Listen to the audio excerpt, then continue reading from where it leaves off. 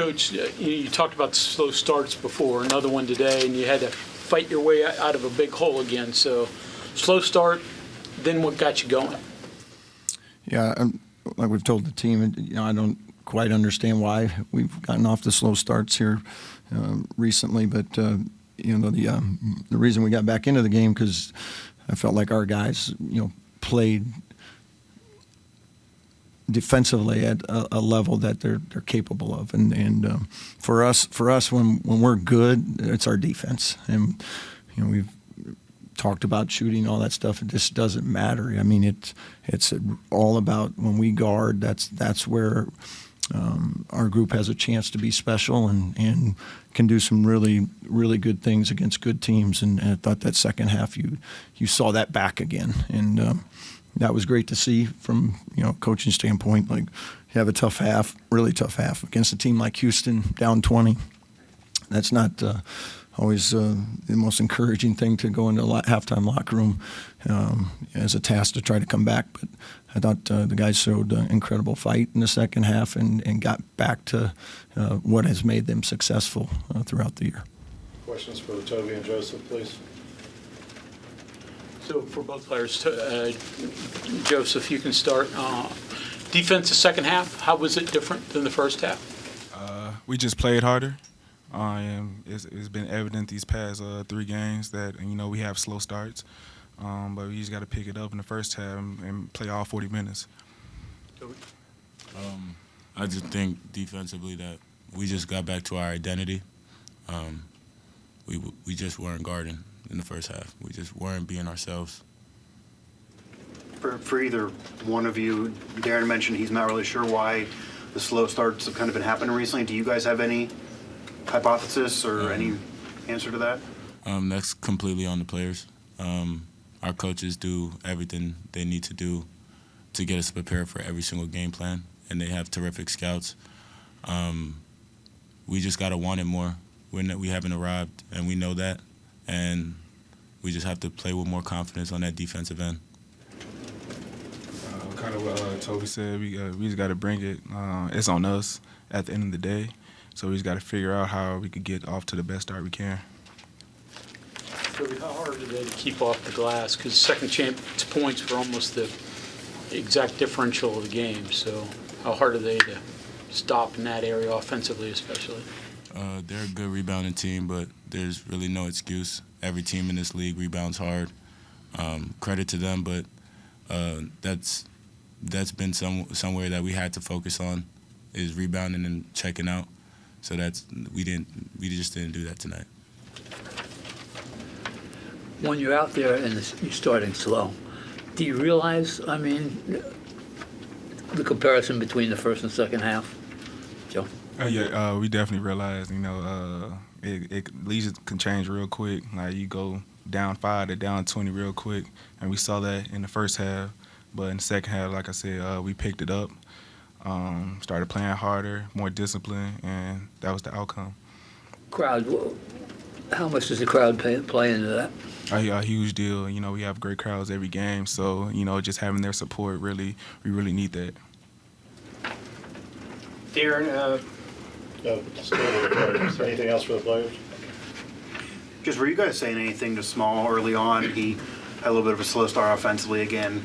Obviously, he's done a lot for this team in the huddles, etc. Were you guys saying anything to him? As a leader, he's one of our leaders, and slow start or not, we're still behind him. We're 100% confident in what he does and what he can do for our team. Slow starts happen in basketball. Shots don't go in. You might not see the ball go in sometimes. You might not touch the ball. But he was just preaching for us to be aggressive and continue to play defense. Joseph, when Javon gets so much attention, other players on the team, are you looking to create a little bit more? Are there things you're tempted to do that may not be, the strongest parts of your game just because, hey, we've got to do something else because they're doing everything they can to take him out of it? Oh, yeah, we definitely have to help him out. He's getting trapped basically every possession, so he draws a lot of attention. So it's up to us, to pick him up, help him out, get open, and do whatever we can do to make him look good and all of us look good. things that you could scheme to do that, or does that just have to kind of come in the flow of the game? The flow of the game just comes with us, just playing harder, getting the right looks. We got all the X and O's don't mean anything, so it's just up to us. Anything else for the guys? Okay, guys, thank you. Take questions for Coach now. See you guys. Thank you.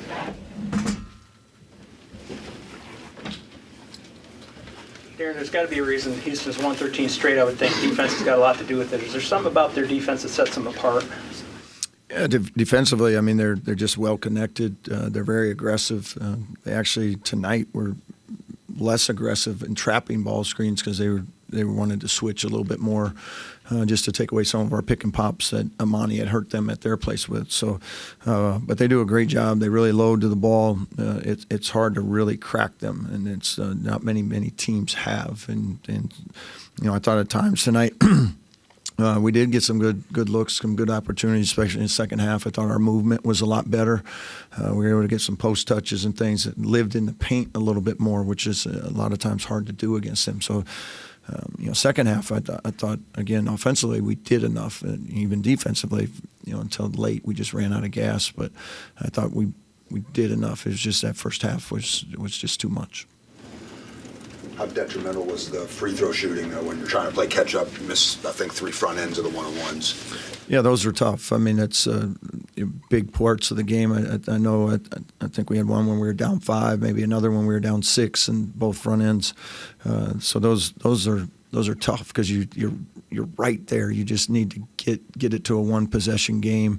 And then it seemed like they'd go down and get an offensive rebound 3 after the missed free throw. So, that's they've won a lot of games together, and that shows. On nights like this, on nights like they just had at Kansas, like they're just so resilient and tough with things that you can't afford to not capitalize on those opportunities when you're giving them. And those front ends certainly were a big part tonight.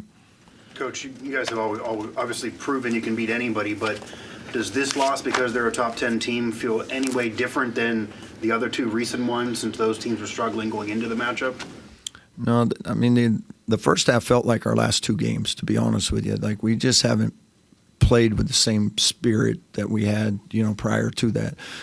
I thought the second half was like, if we'll get back to that and do that for a full 40 minutes, we're going to be right there where we need to be to win games down the stretch. And like I've told the guys, it's a long season. Like it's tough. It's a grind, and we still got 11 games left. So there's lots of opportunities out there to go win games, and they've put themselves in a good position to survive a stretch like this where you go through a 3-game losing streak. But at some point you got to put the brakes on, and we got to get back on the other side of that column. And every night there's an opportunity going forward where it's a quad 1, quad 2 type game, and we got to win our share of those. Not that moral victories are something that you want to focus on, but is there something that you can maybe feel in the second half that changed that gives you maybe something to look forward to moving forward? Yeah, the good part about the second half, the outcomes, that's not what we wanted. But the good part about the second half is they felt it again. They felt what that was like in terms of how do we play at a high level, and what does that mean? What does it look like? And it's funny in basketball sometimes those swings can happen so fast. You can go from winning at home against Iowa State to losing a couple, and your confidence level can be shaken that quickly. And that's where you have to really fight it as a coaching staff, as a team, to make sure you stay together and don't let losses start to impact the next game. And that's the thing that I hope we can grab onto. I told them to leave this building tonight only focused on what it looked like and felt like in that second half, and make that their mindset again and approach as we go into practice and get ready for Cincinnati.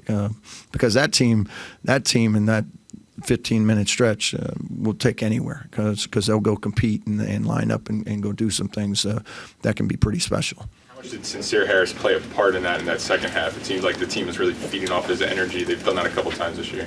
Yeah, I mean, Sincere, when he's really hooked up and into the ball, I mean, he's as good as there is anywhere in the country. And I thought that changed the whole game around to start the second half. We flip-flopped the matchups a little bit because we had him on Cryer, the first half. But we felt coming out of halftime, if we wanted to change kind of the, the pace, the attitude of this game, we needed Buck on the ball, pressuring full court to give us some life. And I thought he did an unbelievable job with that. In the first half, you sat there for the final 12 minutes, and I think twice took him out. Didn't seem too happy. Was something?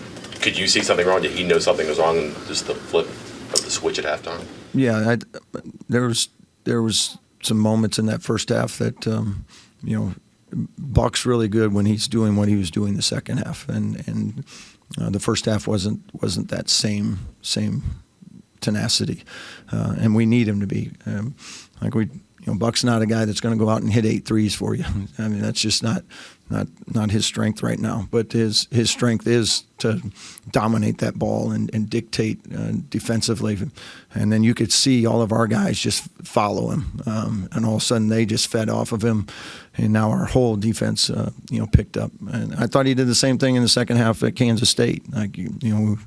Down 24, and he comes out in the second half, and he had a different approach to it and changed the game around again, in a positive way. Darren, I know you don't like to talk about this, but Kelvin mentioned it. The idea that Javon has been carrying you guys, and he's probably in this league getting a little tired the way teams are defending him, and that your son would have made a big difference having been in there. And could you address that a little bit about how different you are without him in any way? Yeah, I mean, we're different. It doesn't mean we still can't be just as good. It's just we have to be different, and that's the biggest thing. When you lose a player like Tucker, obviously the scoring and shooting and things, you got to try to find other ways to do that. And when you put a roster together, you have whether it be Stone and Tucker, they're not out there, so we got to figure out a different way. When you put it together originally, plans got to change when things happen. So that's why we have to be so good on the defensive end for us to be good. And we have plenty of guys in that are suited up and out there playing that can do that. We just got to make sure that we're true to that identity every single night. How was Javon, and did he come to you, because he was obviously not 100% there, and say, hey, I got to get back in? In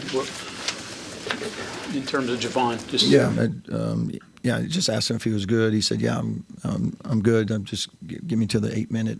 It was at 8:10 for him to come back in. So we'll see how that feels tomorrow. Coach, obviously, the three-point shooting tonight might come with a little bit of an asterisk because of Houston's defense, but if you kind of look over the stretch of these last 3 games, three-point shot's been a struggle. Do you take that and say, okay, hey, we've got to maybe change things up here and offensively? And I mean, I'm not, your thoughts on the three-point? Yeah. I mean, I guess we could try punting them in, but I mean, we had, JP's had a rough week, but he's a really good shooter, so he has to continue to shoot, and his percentages are going to equal out by the end of the year. Unfortunately, he's going through a little shooting slump in these previous, 2 or 3 games here. Imani hasn't shot it as well, so we've just, when you go 4 for 18, you go 4 for 21, you go 4 for 28, that's hard. So even tonight, we tried to put more of an emphasis of getting downhill, getting to the rim, but you still have to have your shooters when they're open, they got to shoot them. Otherwise, you're just going to be driving into people that are waiting for you with 3 guys at the rim. So, I thought JP had some great looks. He's 2 for 8. I want him to take all 8 of those again. And, hopefully on Sunday, that's a 5 for 8, because it will be at some point. It just, this week has been really tough shooting the ball. How much go ahead, Justin. And how much is rebounding becoming an issue for you now? I mean, yeah, Houston's one of the best there is in the country. We knew that going into it, and they just, they're relentless at going and getting them. And those plays are really tough, especially when you're trying to make a comeback and you get a great defensive possession, get them to miss, and then they go get it the second one and kick out 3 or whatever. So, like we've said all year, it's a priority of ours. It is every single day. We just got to continue to fight it and limit those as much as possible. And we gave up too many tonight. Following on the question asked Joseph, are you trying to develop parts of other people's games where they can maybe do something different off when Javon is pushed away from the basket, forced to give the ball up, and is that just a kind of a process thing? I mean, we, as a staff, we're offensively we're searching to find more ways to get people involved. We don't have just a low post threat that you can just throw it into every time. We were able to with Imani tonight off of mismatches, but night in, night out, that's probably not to our advantage. But we have to find different ways to get Toby posted. Maybe it's Imani off a switch, find more driving opportunities so we can get downhill and get more of those kick-out threes. Otherwise, you end up playing a lot of windshield wiper offense, and that's hard to score when you get that way. And Javon was so good for such a long period of time. We're riding that as long as we could, but that's gotten more and more difficult as you get deeper into league play and people start to copycat how to defend certain players on your roster, and they're certainly doing that with Javon, and he's done a great job. He's getting doubled and he's getting it out of there. We just got to do a little bit better job of being more efficient on the back end of that. Have you seen players in the past in your career be able to do that, develop something a little bit different enough to help in that regard? Yeah, a little bit. I mean, sometimes you don't always know every guy's strength until you put him in that position to sink or swim. And Toby's a guy that I thought tonight really did some good things in the second half. He was more aggressive as a straight line driver. He was more aggressive as a post up guy and making plays out of it. I mean, he had 5 assists tonight. That's a career or season high for him here, I believe. So he did a lot of really good things, and we got to continue to do that so we can take some of that stress off of Javon of having to make every play for himself, for others on possessions. And we did a lot of stuff tonight to get Javon off the ball, to try to get it back to him, get him on the move a little bit more. Now Houston, they're a good defense. They still are able to, show another guy out or switch it out to keep him from coming off clean. But we did get those switches because he was going to come off clean or get it open 3, and then that gave us some advantages on the interior. So something to build on, for us as we're continuing to try to find different ways to utilize all the guys that are out there. This is probably relevant. You might have actually answered my question, but you mentioned that they don't give up a lot of interior baskets. That's not something you all do offensively consistently, but second half, I don't know how much that was a byproduct of maybe a little bit of gun shy on the perimeter or matchups, and just the switches there. There's an opening there, and go to it because it's something you can use, maybe something you can build on to. Yeah, no, I thought it was great. The key is that they were switching with Imani and with Toby some, so we thought if we could get it in there on the guard, opportunity to catch and score. We also wanted to post a little bit because they come in double on the post, so we felt like if we could get the double to start to come, now we can take a retreat dribble, get it out of there, and play a numbers game on the backside. So you're playing 4-on-3 over there, and that's where we got a couple of good driving opportunities off of closeouts. Got a couple open threes. Didn't necessarily make as many as we would have liked, but certainly some good possessions in that second half to build on. Coach, thank you.